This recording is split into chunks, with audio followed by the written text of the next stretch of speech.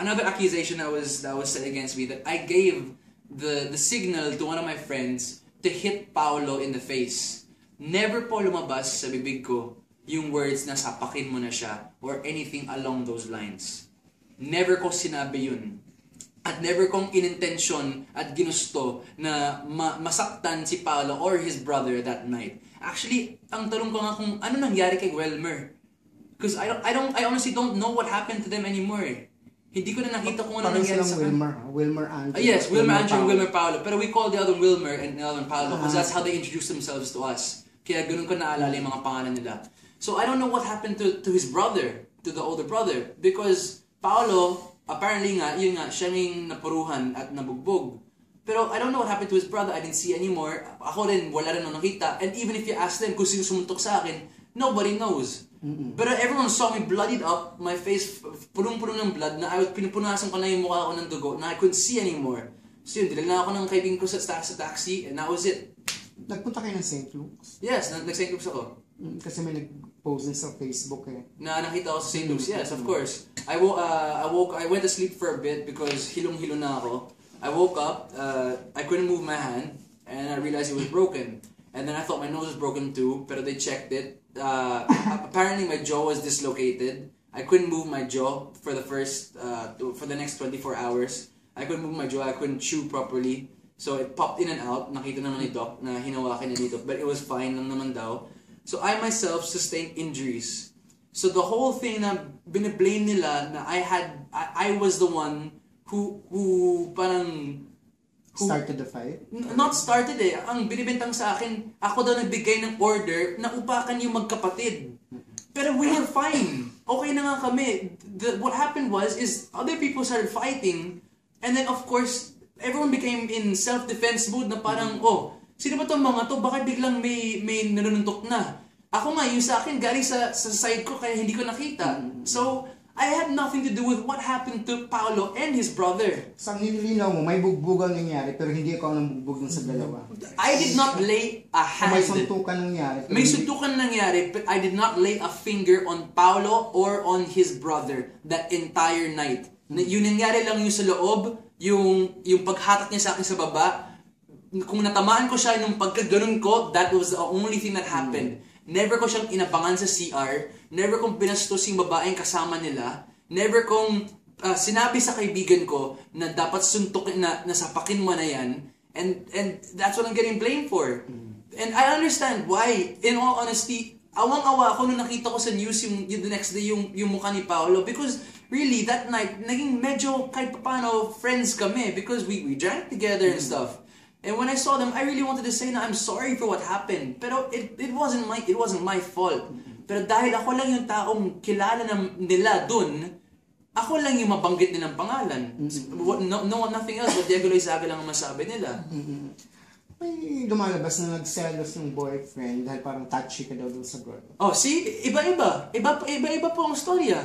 Yung una, nagpipicture yung girl, tapos nagalit. Yung second, because I was touchy. But when I asked my friends about it, do you guys remember me ever doing anything to a girl that night? Wala, Jegs. Yung pagka-kiss mo lang siguro sa kanya, dun siya nagalit. Yung pagka-beso mo sa kanya. So, I don't know if may lovers quarrel sila. Hindi ko pa, I have no idea anything about that. Basta, that's what escalated to Paolo Lopez and I having that little argument. But it was settled. What rose all the fighting again was Paolo Jaramillo, who came out holding a weapon behind his back and calling somebody up, and tinuturo niya yung kaibigan ko na dapat yan ang upakan. Do you think the Lopez brothers ang tumawag kay Paolo? That's what we assumed that. That's why we kept asking them, do you know him? Do you know him? Kasi bitin yung sagot nila eh. Ang sagot nila, ang alam lang namin DJ Paolo siya, si DJ Paolo. Yeah, so nalabasa ko nga. So I said, we were all, nagtataka kami lahat, anong DJ Paolo? What's his whole name? Kasi it can't be a coincidence na may nakaabang lang sa amin. Tapos, hindi nyo kasabwat? Imposible naman talaga, di ba? So, pinipili talaga namin yung fact na kilala mo siya. I was halfway through my sentence, kilala mo siya, bang, sinuntok na ako. So, kaya... Wala ka talaga idea kung sino. Kung sino sumuntok sa akin, he was wearing black. And... that's it. the only connection I have is that Paolo Jaramillo was wearing a leather black jacket. And it was his posts that gave me the idea na siya talaga ang gumawa.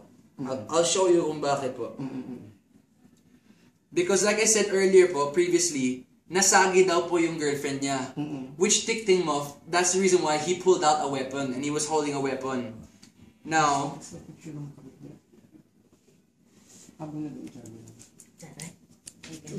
ito po ang post. Para lang patunay na Real men don't hit women. Tapos, ang susunod, bruh, what kind of guy pushes and kicks a girl? So he posted that. Na pagka-post niya ito, may kaibigan nagtanong sa kanya, dapat inupakan mo, bro. Haha, I got back at him, so no worries. So, inaamin niya po dito na may nasuntok siya nung gabi na yun. Nanakit doon sa girlfriend niya. So, because he thought it was someone from my party, siguro hitting me was suffice enough for him na nakabawi na siya.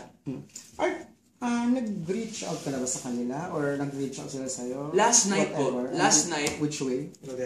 Last night, kaibigan ko kasi we have a mutual friend, si Wilmer Angelo. And I. And una, sinabi sa akin ng mutual friend namin na I'll just keep him in the dark. Kung sino man siya. Pero ang sabi niya sa akin, Wilmer might wanna talk to you. So sinabi ko, okay, fine, I'd like to talk to him. Honestly, I really would like to talk to him. But then, nung nakusap na sa phone, sabi, okay, wait, I'll call you guys back if ever na kausapin ko pa siya. So, anong nangyari is, I called na lang. Sabi ko, Wilmer, sabi, sino to? It's Diego. Is it okay if we talk? Tapos binabaan niya ang cellphone. Because honestly, I want to talk to the brothers. I want to say sorry for the events that happened that night. It was never my intention for it to escalate to that, na rambulan ng ganon. Pero it honestly was over. Tapos na talaga yung argument namin ni Paolo. Until dumating si Paolo. DJ Paolo Jaramillo, nakitang-kita talaga ng lahat na napakaangas niya, nagyayabang siya, at tumatawag siya ng hatak.